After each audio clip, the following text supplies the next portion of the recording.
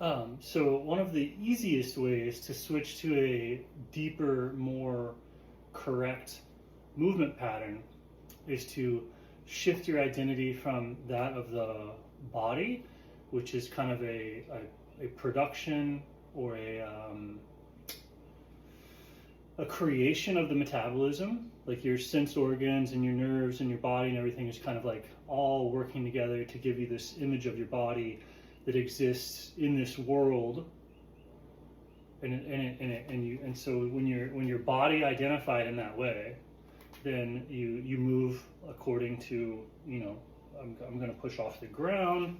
There's a chain of levers, pulleys, all that, right? The fulcrums of the body. If you shift to your breath or your metabolism, which is a current of energy going through the body in the water, your breath and your metabolism is what you are truly, right? That's your subjective I. Completely simple, everywhere present, right? When you shift yourself to that metabolism, you're in water. And so shifting to that means that you are swimming, you're cognizant of it. You are this pattern of conscious being immersed or surrounded in water, and so you're no longer pushing off the floor, you're swimming through,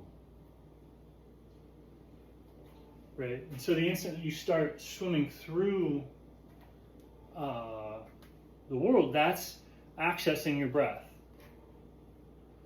So that Tai Chi, like people Tai Chi, it's swimming through.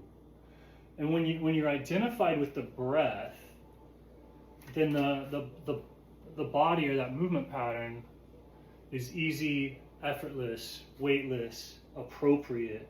It's within the greater movement of consciousness and all that stuff. And so you can, it's the reason that people look the way they do is because they're moving from there. And the more they move from there, the more you can do in that correct way. The more of you that's in it, because you could be doing it, with your hands. That's easy. It's like the hand out the door, going through the out the window in the car, right? It's just like that. Except imagine that your whole body is out the window, and you're moving through time.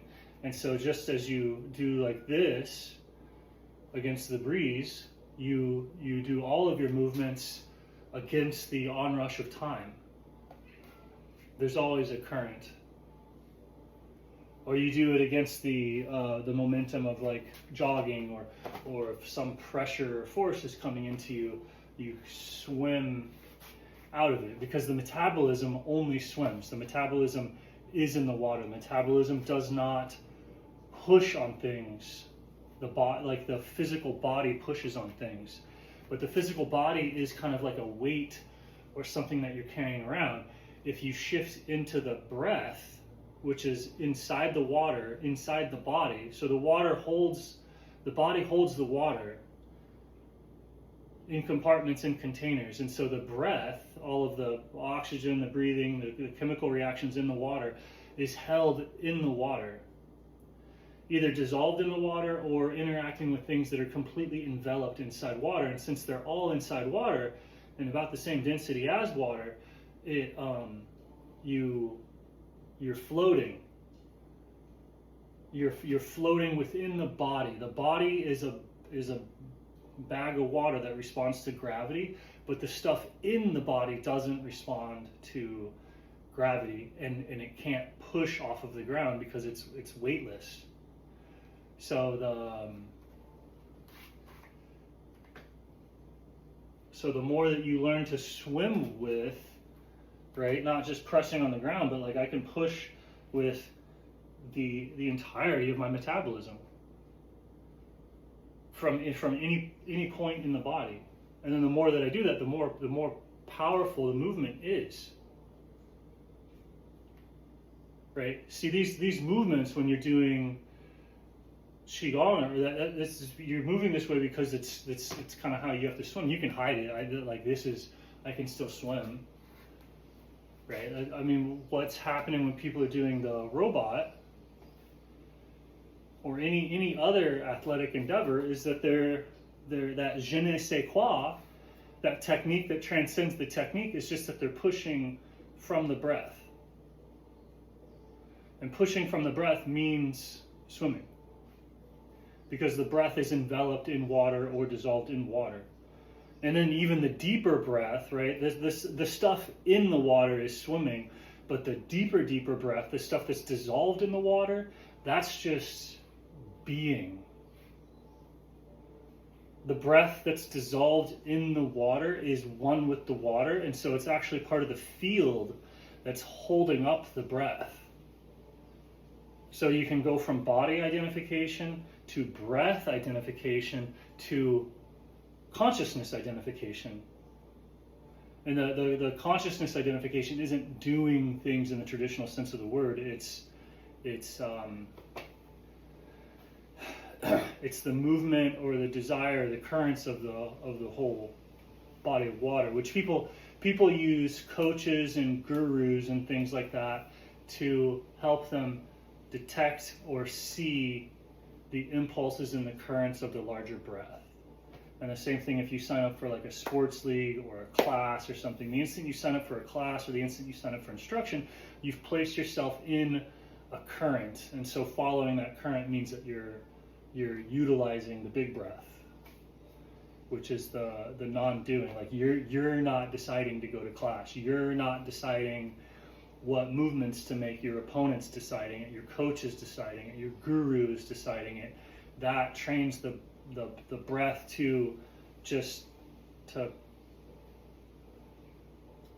feel and move and respond according to those larger currents. But if you're going to find that without a coach or a guru, it's closer. It's something closer to like stillness.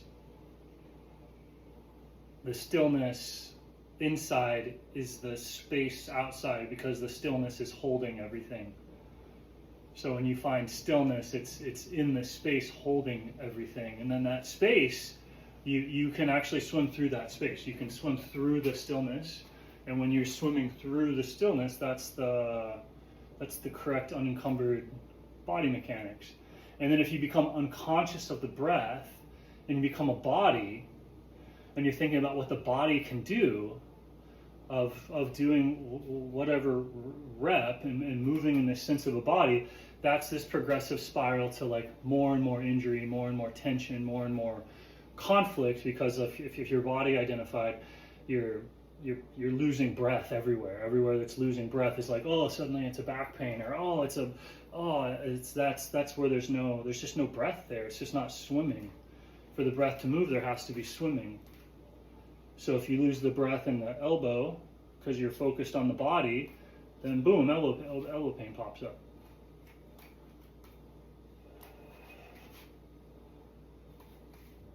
And so there's metabolism all the way down to the toes.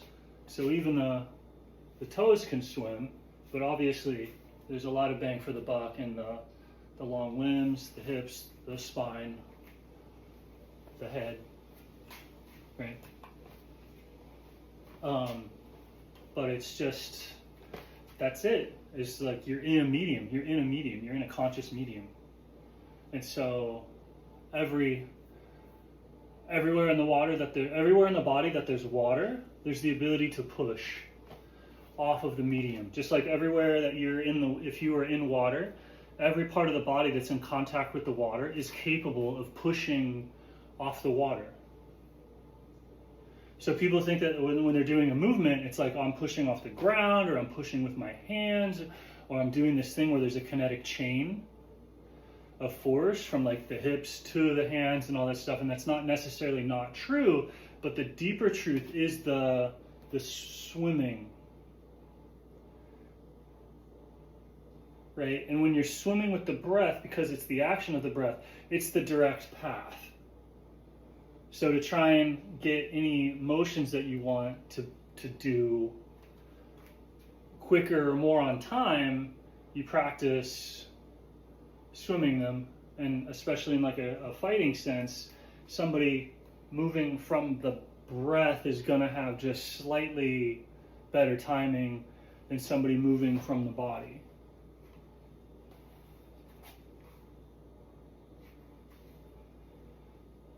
Right, because when I throw a punch, I'm not like, oh, it's just this and shoulders and elbows down. Like, no, it's my entire spine, every single cell in my chest, all of my everything.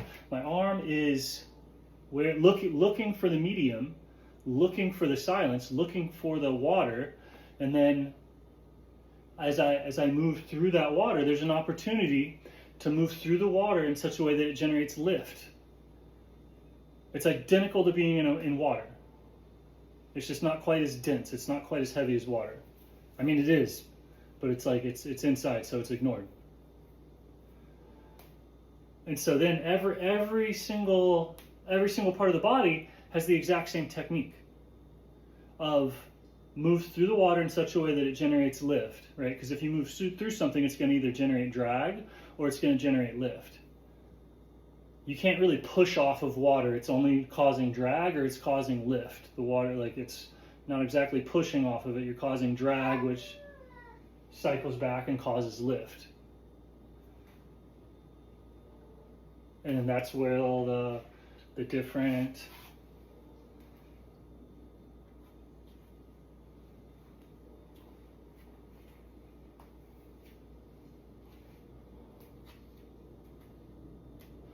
and if anywhere in my body that I'm either zoned out, I'm not paying attention to, or it's not all there, it's not all present, right? I could be paying attention to the whole 10 fingers, 10 toes, whole body, but then I might be unconscious to the deeper parts of my shoulders or my thighs or something, and I'm not aware of that. So that awareness can be complete in terms of I'm swimming with my whole body, but I could also always be deeper.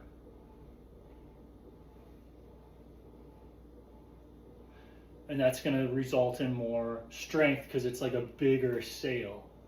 Like if you start swimming with the muscles, if you start swimming with the nerves, swimming with the blood vessels, that's like a fractal sail. And so it catches more and more and more consciousness, drag / lift